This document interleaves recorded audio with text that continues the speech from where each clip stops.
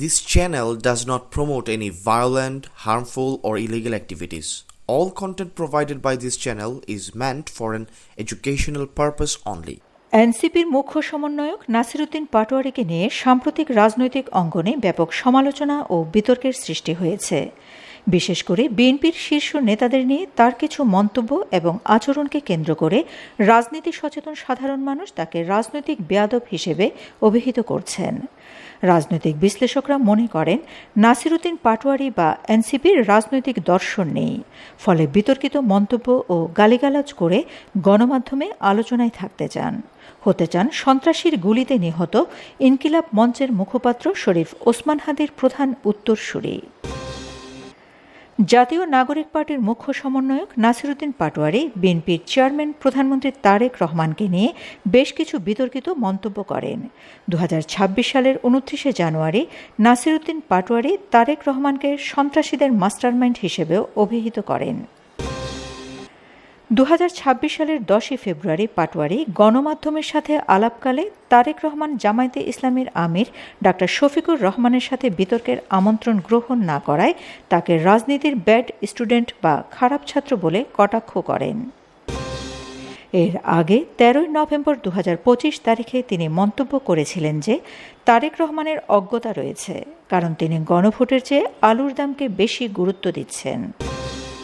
2026 সালের 13 ফেব্রুয়ারি নাসিরউদ্দিন পাটোয়ারী নির্বাচনের ফলাফলের পর তার ব্যক্তিগত ফেসবুক আইডিতে বিএনপি চেয়ারম্যান প্রধানমন্ত্রী তারেক রহমানকে ইঞ্জিনিয়ার তারেক রহমান বলে সম্বোধন করেন এবং অভিযোগ করেন নির্বাচনে কারচুপি বা ইলেকশন ইঞ্জিনিয়ারিংয়ের মাধ্যমে ফলাফল প্রভাবিত করা হয়েছে। 2025 সালের 19 জুলাই কক্সবাজার শহরের লালদিঘির পাড়ে এক জনসভার আয়োজন করে এনসিপি। সেই সভায় বিএনপির স্থায়ী কমিটির সদস্য ও বর্তমান স্বরাষ্ট্রমন্ত্রী সালাউদ্দিন আহমেদের নাম উল্লেখ না করে ইঙ্গিত দিয়ে শিলং থেকে আসা নব্য গডফাদার হিসেবে অভিহিত করেন নাসিরউদ্দিন পাটোয়ারী।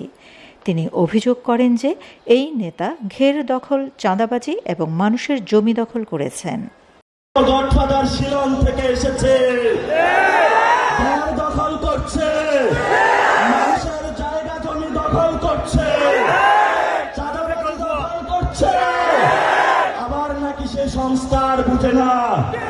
নাম না বললাম, কক্সবাজারের জনতা এই ধরনের সংস্কার বিরোধী যে পিয়ার বুঝে না, রাজপথে তাদেরকে ঠেকিয়ে দিবে ইনশাআল্লাহ।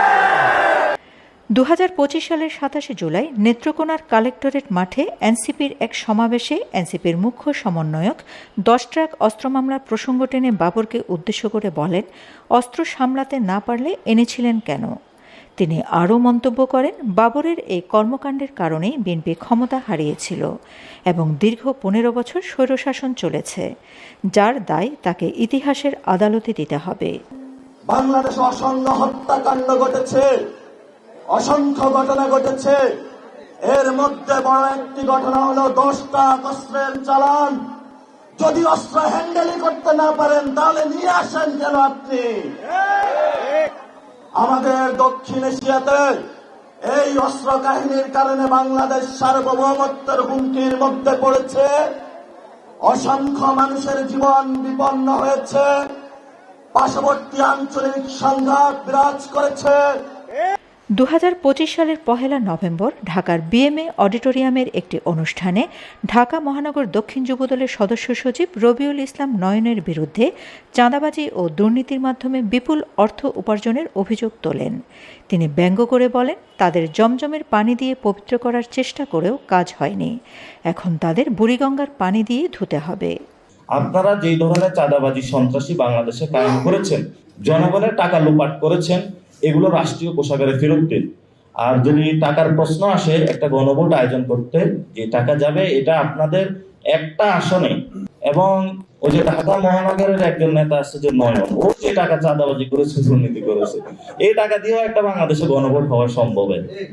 আরেকটা হলো যে আমরা ওনাদেরকে এতদিন জমজমের পানি দিয়ে পরিষ্কার করতে চেষ্টা করেছি, এখন ওনাদের মাথাও ক্লিন হয় নাই, বডিও ক্লিন হয় নাই, কিছু নাই। এই জন্য আমরা মনে হয় এখন ওনাদেরকে বুড়িগঙ্গার পানি দিয়ে একটু পরিষ্কার করতে হবে। যদি আমরা এই ধরনের যারা সিনিয়র নেতৃবৃন্দ আছেন রাজনৈতিক এই জন্য অপসংস্কৃতি থেকে যদি লাঠালাঠি পাল্লাপাল্লি এগুলো থেকে যদি আপনারা বেরিয়ে আসতে না পারেন, তাহলে আপনাদেরকে আমরা বুড়িগঙ্গার পানি দিয়ে একটু গোসল করাবো, যাতে হলো ভবিষ্যতে আপনাদের ব্রেনকে একটু খোলে আনি। এর চেয়ে তো আর মকারি আপনাদেরকে করতে পারি না। জাতীয় সংসদ নির্বাচনের প্রচারণা চলাকালীন ইশরাক হোসেন এমপি এনসিপির নাসিরউদ্দিন পাটোয়ারীকে মানসিক বিকারগ্রস্ত বলে মন্তব্য করে তার চিকিৎসার প্রয়োজন বলে উল্লেখ করেছিলেন। 2026 সালের 8ই ফেব্রুয়ারি গণমাধ্যমের সঙ্গে কথা বলতে গিয়ে জাতীয় নাগরিক পার্টির মুখ্য সমন্বয়ক নাসিরউদ্দিন পাটোয়ারী বিএনপি নেতা ইশরাক হোসেন এমপিকে বেয়াদব বলে অভিহিত করেছেন, যা সামাজিক যোগাযোগ মাধ্যমে ব্যাপক আলোচনার সৃষ্টি করে।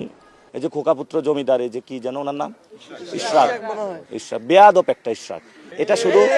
এটা শুধু মির্জা আব্বাস না, 300 আসনে তারেক রহমান এইসব গডফাদারদের দিয়েছে। জাতীয় নাগরিক কমিটির আহ্বায়ক নাসিরউদ্দিন পাটোয়ারী ত্রয়োদশ জাতীয় সংসদ নির্বাচনে ঢাকা 8 আসনে বিএনপির স্থায়ী কমিটির সদস্য মির্জা আব্বাসের সঙ্গে প্রতিদ্বন্দ্বিতা করে পরাজিত হন। পাটোয়ারী নির্বাচনের আগে পরে মির্জা আব্বাসকে নিয়ে চাঁদাবাজ, গ্যাংস্টার, সন্ত্রাসী আখ্যায়িত করেন। এই ঘটনায় তার বিরুদ্ধে রমনা থানা বিএনপির সভাপতি ঢাকা সিএমএম আদালতে একটি মামলা দায়ের করেন। এতে ক্ষুব্ধ হন এনসিপির মুখ্য সমন্বয়ক নাসিরউদ্দিন পাটোয়ারী। গত 8ই মার্চ বরিশালে এনসিপির ইফতার মাহফিলে প্রধানমন্ত্রীর রাজনৈতিক উপদেষ্টা মির্জা আব্বাসকে ফেল করা নেতা উল্লেখ করে অশালীন ভাষায় গালি দেন, যা সাম্প্রতিক সময়ে ব্যাপক রাজনৈতিক তোলপাড় সৃষ্টি হয়েছে। এই যে আমার নামে আজকে একটা মামলা হলো, মানহানির মামলা। ওই ব্যক্তি চাঁদাবাজি করে, সন্ত্রাসী করে। এমন লোকের কোনো মান থাকতে পারে না, যার মান আছে তারই তো মানহানি হয়। মামলা করেছে আরেকজনকে দিয়ে, গোপনে গিয়ে হলে সাক্ষী হিসাবে উপস্থিত হয়েছে। এগুলাকে আমরা বলবো গুপ্ত। আপনি ঢাকা 8-এ ফেল করেছেন, লিখে রাখুন জনাব আব্বাস। আপনাকে তারেক জিয়া এসে রক্ষা করেছে। তারেক জিয়া যদি এসে রক্ষা না করত, তাহলে আপনি মির্জা আব্বাসের ছুনোপুটিও আমরা ঢাকা 8-এ খুঁজে পাইতাম না। হালে পানি আছে, এখনো বেঁচে থাকার সুযোগ আছে। ভদ্র হন, ভদ্র হতে শিখুন। আমরা সভ্য সমাজে বসবাস করি। অসভ্য আচরণ করবেন না। অসভ্য আচরণ যদি করেন, কিভাবে আপনাকে সভ্য করতে হয়, আপনাদেরকে সভ্য করতে হয়, এটা আমাদের ভালো করে জানা আছে। ওরা আমাদের ভয় দেখায়। আমরা এক আল্লাহ ছাড়া কারো কাছে ভয় পাই না। মামলা হামলা অনেক আগেই পার করেছি। শেখ হাসিনার আমলে রিমান্ডে নিয়ে আমাকে মাথা নিচের দিকে দিয়ে, পা উপর দিকে দিয়ে সারা রাত নির্যাতন করেছিল। কখনো আপোষ করার চেষ্টা করি নাই। তুমি কোন চ্যাটের বাল আব্বাস? তুমি আসছো এখানে মামলা করতে? গুনার টাইম নাই। সামাজিক যোগাযোগ মাধ্যমে অনেকে এই আচরণের সমালোচনা করেছেন। অনেকে মন্তব্য করেছেন, মাথায় টুপি দিয়ে রোজা রেখে নাসিরউদ্দিন পাটোয়ারীর এ ধরনের অশালীন ভাষা ব্যবহার করা রাজনৈতিক শিষ্টাচারের পরিপন্থী। সমালোচকদের মতে নাসিরউদ্দিন পাটোয়ারী তার বয়সের তুলনায় অনেক বেশি আক্রমণাত্মক এবং শিষ্টাচার বহির্ভূত ভাষায় প্রবীণ রাজনীতিবিদদের সমালোচনা করেন, যা দেশের রাজনৈতিক সংস্কৃতিতে বেয়াদবি হিসেবে গণ্য হচ্ছে। Shamima Chowdhury Shammi, BNA news 24। আমার সোনার বাংলা, আমি তোমার